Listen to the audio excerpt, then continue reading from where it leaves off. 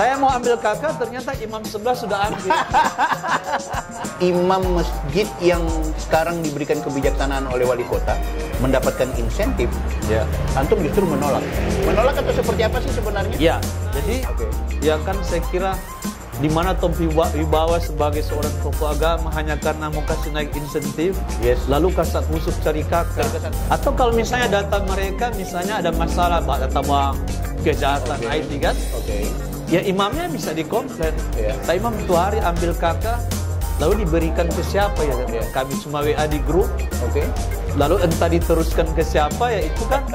Berarti orang yang masukkan kakak banyak, maka level insentifnya naik. Begitu. Jadi Apa yang salah dengan kebijakan itu menurut Anda? satu, ini bukan ranahnya tokoh agama. Anda tidak melihat bahwa ini adalah agenda politik 2024 sehingga melakukan pendataan? Ya saya sudah terbuka di MB saya. Tentu antum melihat bahwa ini adalah peluang Ustadz untuk melakukan kerja sosial. Atau ada juga yang mohon maaf antum pasang tarif. Atau Anda hanya membantu orang-orang Islam dalam konteks ini? Atau di luar Islam Anda bantu juga? Apa? Atau mungkin Anda bukan dari golongan partainya Pak Wali Kota sehingga Anda pun mengkritisinya?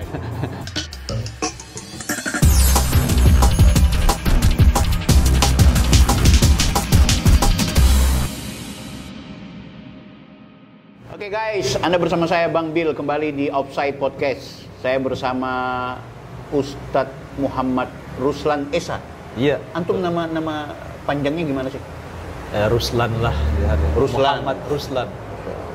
Tapi hari-hari Ruslan. Ruslan. Posisi imam. Sekarang imam saya di Masjid Brimob. Brimob. Allahu Akbar. Dari tahun lalu. Bekengannya bagus. Kayak halu kayak Ustaz. Alhamdulillah, baik-baik. Alhamdulillah, luar biasa. Saya undang beliau ini sengaja di Offside karena di Kota Manado ini lagi diramaikan dengan kebijakan Pak Wali Kota tentang insentif kepada tokoh agama atau rohaniawan. Dan yang menarik dari sekian banyak tokoh agama atau mungkin juga kita sebut imam dan juga pendeta yang bakal menerima bantuan insentif dari pemerintah kota ini, beliau kayaknya sedikit, saya lihat ada screenshot chattingan dari Ustadz Ruslan yang saya nggak mau bilang menolak tapi setidaknya mengkritisi, ya kan? Ya, kita akan bahas itu lebih jauh. Tapi kita akan kenal dulu dengan Ustadz ini karena beliau juga saya tahu adalah ternyata politisi, pernah nyalek di 2019. Iya. Antum sebenarnya orang mana? Orang Manado asli atau? Manado asli. Memang lahir di sini? Peninsula situ kan. Lahir di Peninsula ini maksudnya? Rumah sakit Gunung Wenang. Ya? Oh, dulu kan dia sebelum jadi Rumah sakit Gunung Wenang. Iya. Tapi memang orang tua dari Ternate. Dari Ternate. Iya. Gitu. Merantau ke Manado. Siap. Menjadi ustadz berarti cinta terhadap agama ini udah totalitas sejak awal atau gimana? Kenapa kemudian menjadi ustadz? Iya, memang kan ya bisa dibilang passion juga ya, mungkin karena kegiatan kita banyak kaitan dengan jamaah ya. Oh gitu. Apakah dalam kaitan membantu sehingga hubungan chemistry lah ya. Sehingga orang mengundang baca doa, ceramah karena faktor chemistry saja, rasa nyaman begitu ya. Gitu. Karena kita sudah sering komunikasi. Studi juga di agama berarti, artinya dari sejak? Iya, sejak kecil kan ngaji Al-Herat. Jadi sambil SD pagi, malamnya ngaji Al-Herat. Luar biasa. Jadi dari kecil seperti itu. Stay-nya memang sejak awal di Manado? Di Manado. Pernah keluar kota gitu artinya? Ya kalau keluar kota itu kan dalam arti mungkin merantau atau? Tidak, paling cuma diundang ceramah saja. Oh. Jadi beliau ini juga dikenal sebagai ustadz yang selalu memberikan bantuan teknis kepada banyak orang ya. Ini entah di momentum pemilu maupun tidak, beliau dikenal sebagai orang yang suka membantu. Saya lihat nih postingannya beliau ini, saya perhatikan ya Ustadz ya. Bahkan mengurusi KTP-nya orang, BPJS-nya orang, masalah administrasi, ada masyarakat yang sulit. Melakukan pekerjaan berhubungan dengan pemerintah. Ini beliau langsung mengambil alih gitu. Bahkan ada aksi-aksi sosial, beliau menggalang dana, menggalang donatur-donatur yang mau berpartisipasi untuk membantu kepada banyak masyarakat yang membutuhkan pertolongan. Kenapa antum tergerak di situ, Ustaz? Ya, sekali lagi apa ya, sudah menjadi pilihan hidup ya, mungkin ya.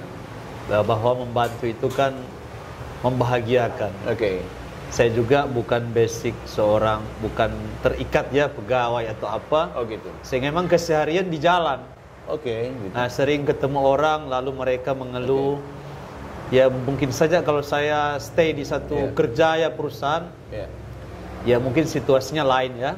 Tapi setiap hari memang saya, pekerjaan saya kan all jasa ini kan disuruh-suruh orang gitu.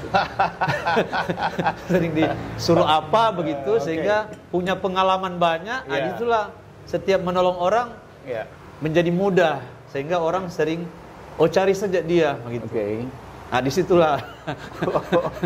Jadi ada aktivitas-aktivitas masyarakat yang membutuhkan pertolongan. Iya, iya, saya sebut all jasa. Iya. semua. Iya, semua begitu. Oke. Iya. Terus bagaimana dengan keluarga? Artinya mengurus istri atau anak-anak nggak komplain nggak? Ini kok bapak ngurusin masalah orang gitu loh. Memang jujur saya jarang di rumah. Jadi kalau ada yang mau ketemu, saya bilang jangan di rumah. Kalau justru di rumah itu saya berarti mau istirahat atau melayani keluarga. Ya, kebanyakan kita ketemu di jalan atau di masjid atau di mana saja ya.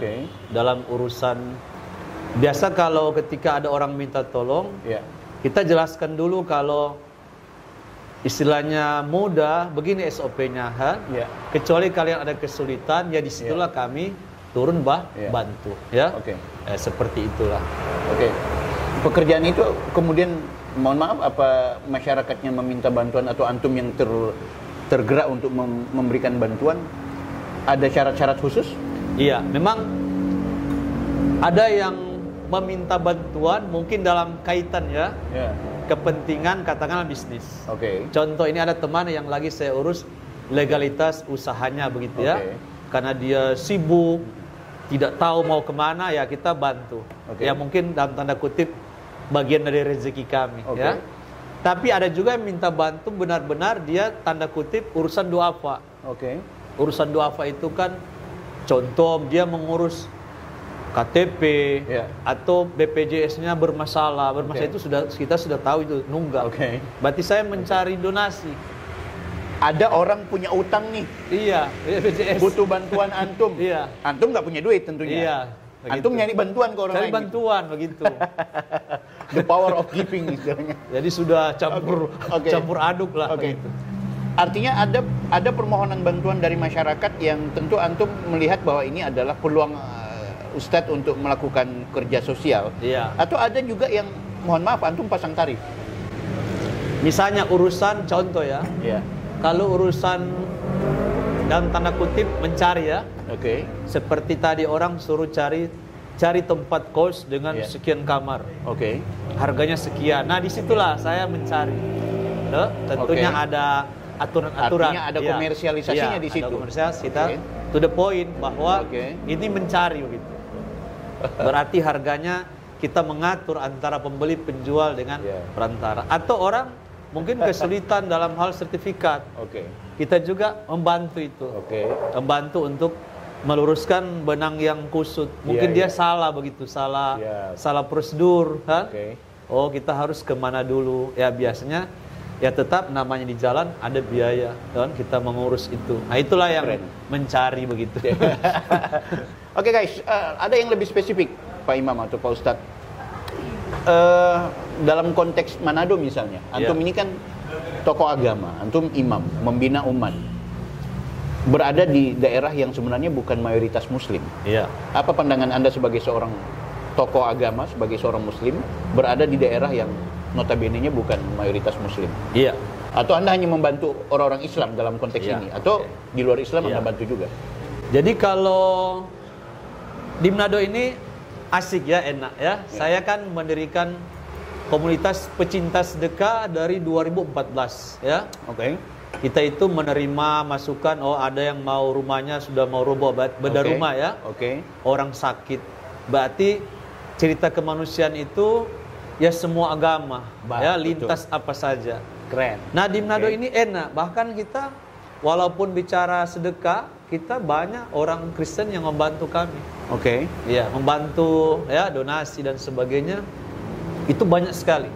Jadi Manado ini enak lah ya untuk kegiatan, tapi saya sering membawa ini pada ranah kemanusiaan. Oke. Kita Jadi tidak terjebak bahwa kita antum tidak membantu satu golongan saja. Betul, iya, semua. Oke. Iya. Nah, terus kenapa akhirnya berpikir menjadi politisi kemarin? Nah, inilah ya, memang dalam konteks misalnya membantu masyarakat. Iya. Ya kalau kita tidak punya posisi sulit juga. Jadi berangkat dari aktivitas sosial keseharian yang sering membantu masyarakat, antum kemudian merasa kita harus beri diri punya, untuk menjadi politisi.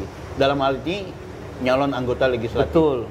Kemarin kalau jadi terpilih sebagai anggota DPR, antum apa yang paling substansi yang mau dilakukan gitu? Ya berarti saya bukan belum menjadi dewan saja, ya saya sudah terbuka rumah saya, ya nomor HP saya sudah bisa diakses oleh masyarakat. Tapi ini nggak kampanye ya, kan saya anggota Bawaslu. Iya.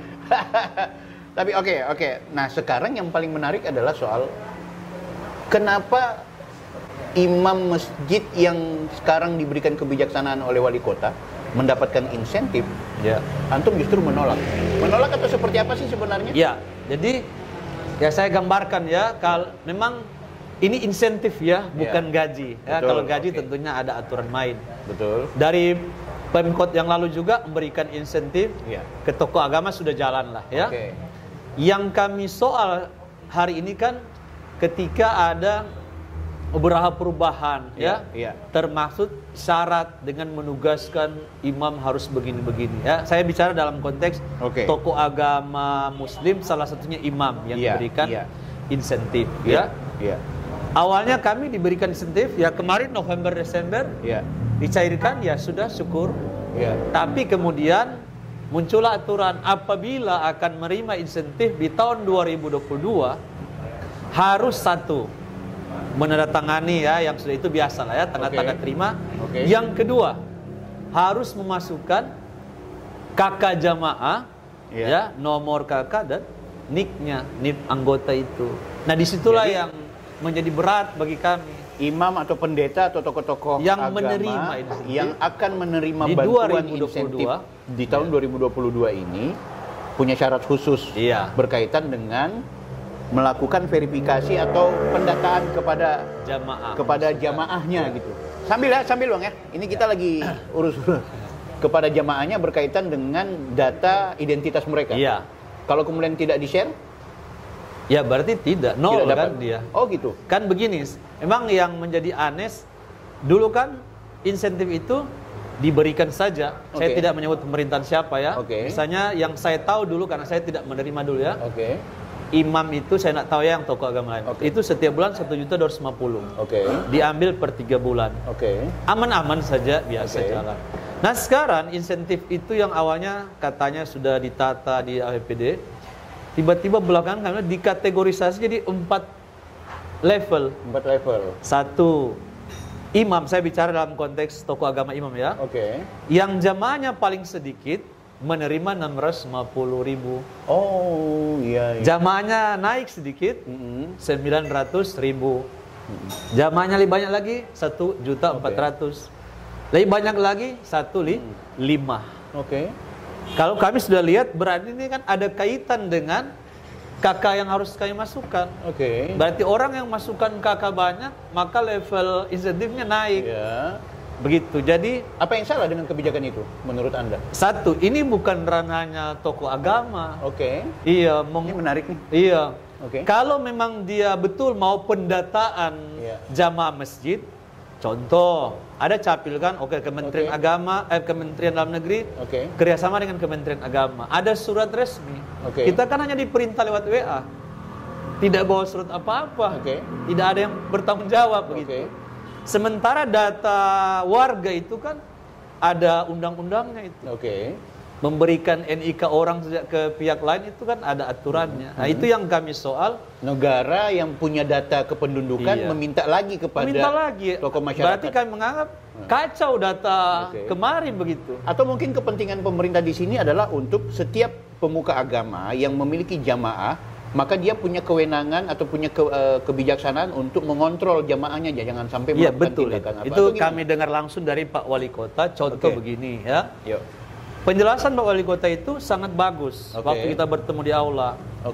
Saya minta nanti ya lalu baru wacana kan, kemudian Ya. dibikin oleh Kestra. Oke. Saya minta nanti imam tidak hanya menerima insentif tokoh Oke. agama ya, Ya. tapi wajib memasukkan data jamaah. Contoh kata Pak Wali Kota, Iya. besok-besok ada jamaah yang karena mabuk atau berkelahi masuk penjara. Saya kan bisa telepon imamnya. Itu penjelasan. Ya, maksudnya menelpon imam dalam rangka apa itu? Atau Dalam, oh pendeta? ini jamaahnya begitu. Walaupun itu kan ranah polisi lah ya. Iya. Bukan ranah kita kan, kita Jadi, membina. imamnya akan dimarah oleh wali Iya, kota? begitulah dalam gitu. pengertian. Dikontrol begitu. Oke. Ya. Lalu lahirlah kebijakan ini ya. Kita tidak menuduh apa maksud mengambil data dari imam. Anda tidak melihat bahwa ini adalah agenda politik 2024 sehingga melakukan pendataan? Ya saya sudah terbuka di FB, saya menuding begitu bahwa namanya data warga Bainik. Anda melihat itu bahwa kan, ini adalah agenda politik tahun 2024? ya datanya kan bisa diberikan. Sekarang kita begini ya, kita hanya memposting di grup WA. Oke. Sekarang data jemaat lain saya bisa akses di situ ya. Oke. Sebagai orang politik kan ya kita tahu juga data ini akan bisa dijual kemana kan? Oke. Akan mempermudah siapa? Ya kasihan ujung-ujungnya masyarakat ini menjadi objek jualan lah dalam tanda kutip. Dia hanya memberikan kakak, Iya. lalu dia tidak tahu kemana ini. Oke. Nah tentunya ujung-ujungnya kitalah sebagai tokoh agama yang Iya. diperhadapkan langsung dengan jamaah, bisa nanti ada komplain di belakang hari ketika Iya. kenapa kami tiba-tiba data kami diketahui oleh pihak si A si B. Iya. Oke lah mereka mengirim sembako misalnya Oke. ya. Oke. Dalam kaitan apa? Atau kalau misalnya data mereka misalnya ada masalah data bank, kejahatan Oke. IT kan? Oke. Ya imamnya bisa dikomplain. Iya. Pak imam tuh hari ambil kakak lalu diberikan ke siapa ya? Iya. Kami cuma WA di grup. Oke. Lalu entah diteruskan ke siapa ya itu kan sangat apa ya, tidak ada surat, tidak ada yang bertanggung jawab dengan Oke. proses mengumpulkan data ini, hanya diperintahkan lewat grup saja begitu. Itu Artinya, yang saya soal. Saya perhatikan juga ada semacam klarifikasi dari pemerintah kota. Saya membaca kemarin ada salah seorang staf khusus di pemberitaan itu menyampaikan bahwa ya wajar kalau kemudian insentif ini diberikan kepada imam atau kepada pendeta. Yang lebih besar berarti yang lebih banyak orangnya. Ya, Berarti oke, mereka siap. punya pekerjaan membina umat lebih Membina, banyak. oke. Ya kan? Itu logika pemerintah Iya, nih, logika. yang mereka pakai. Jadi cuma saya akhirnya berpikir imam dan juga pendeta apakah jadi bawahannya pemerintah kota nih, ya kan? Melakukan pekerjaan yang sudah kalau membina umat tanpa diperintahkan oleh siapapun Iya, itu sudah aktivitasnya tokoh agama. Tapi maksud saya ketika diperintahkan dengan kemudian balasannya berupa insentif, ada. so, jadi apa ya? Saya agak Jadi baku ikat. iya, jadi terikat. Mungkin ini apa ya, bagus, banyak kalangan mengkritik. Ada beberapa Iya. anggota DPR aku pikir lihat juga mengkritik. Nah, tapi yang paling menarik adalah dari imam kayaknya baru antum yang Iya, yang betul. Kalau imam-imam lain gimana? Nggak dikomplain antum dengan Begini, melakukan saya kritik kira itu? coba orang turun ke bawah lagi ya, Oke. melihat kondisi imam. Oke. Saya tidak bercerita tentang masjid saya ya. Oke.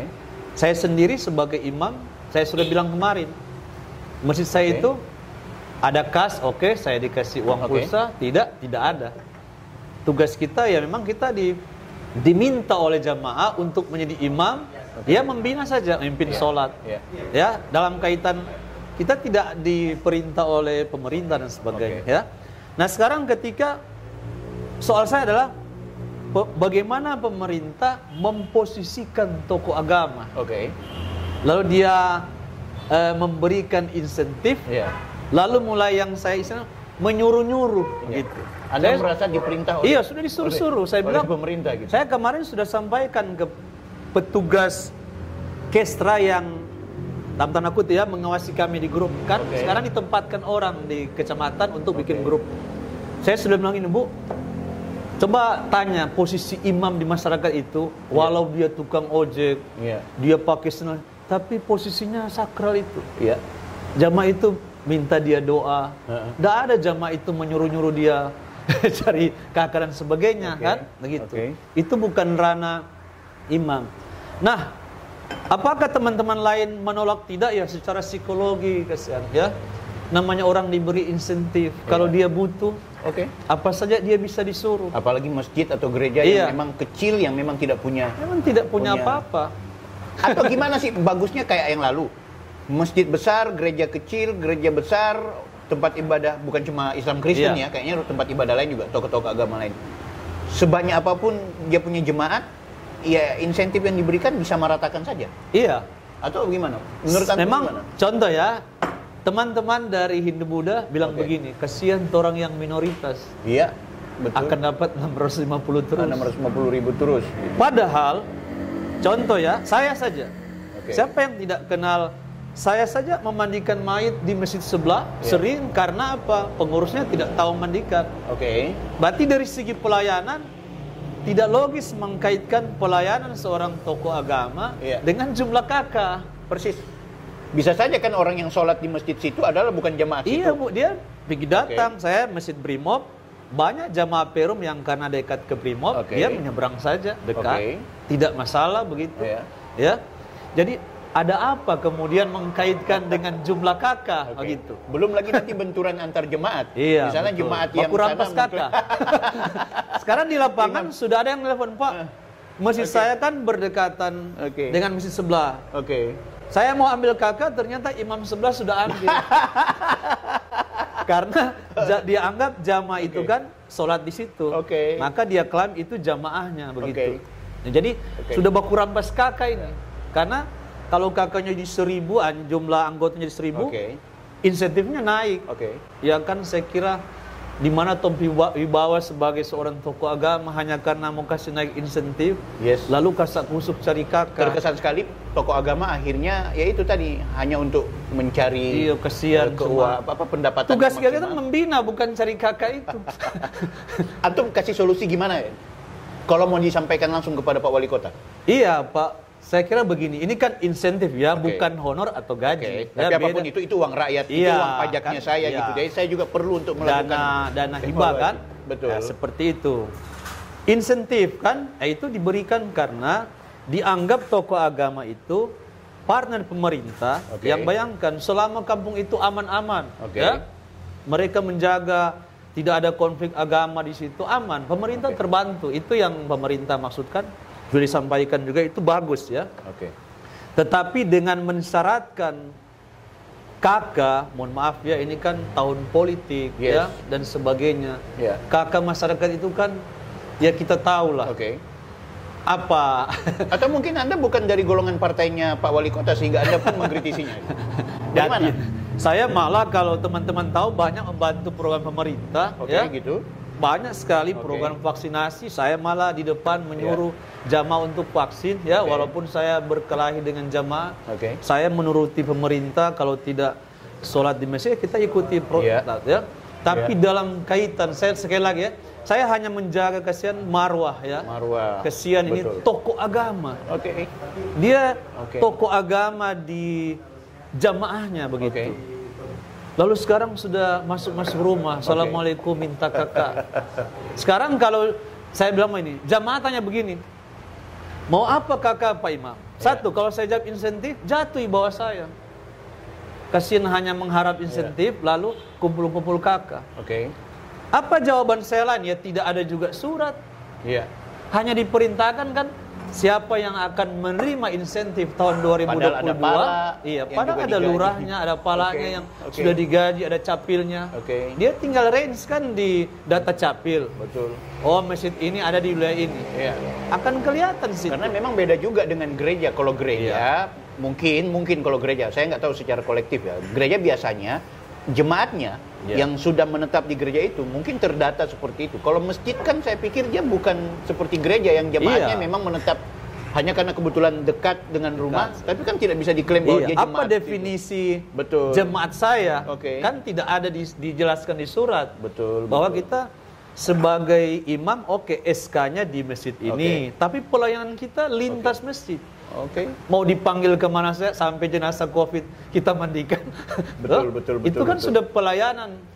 Tidak mungkin kalau saya bukan imam lalu mereka mau minta tolong itu kan, karena suara ini kira-kira nggak membuat Anda takut akhirnya misalnya negara pemerintah tetap melanjutkan program ini? Ancamannya adalah antum nggak dapat insentif. Ya jelas saya pasti sudah tidak dapat karena tidak memasukkan data. Gitu.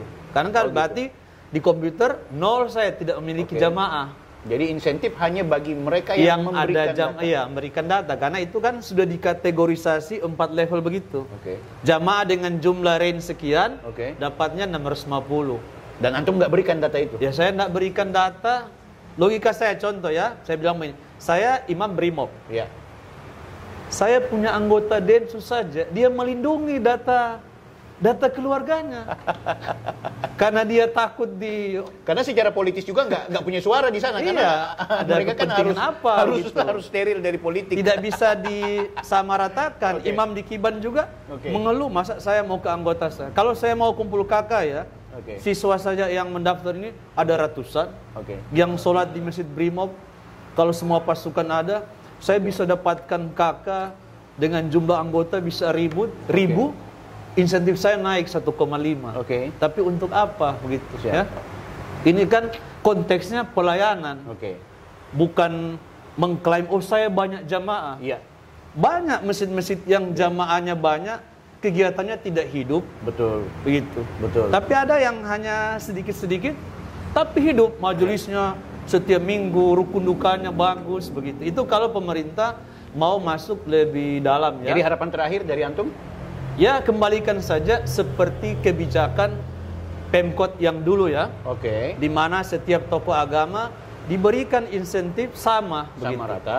Ya. Oke. Kemudian tidak ada syarat apa-apa begitu. Oke. Yang penting dia kan punya SK. Betul. Kalau dia tidak lagi sebagai pelayan jamaah atau ada macam-macam, Ya. tentunya SK sudah dicabut. Betul.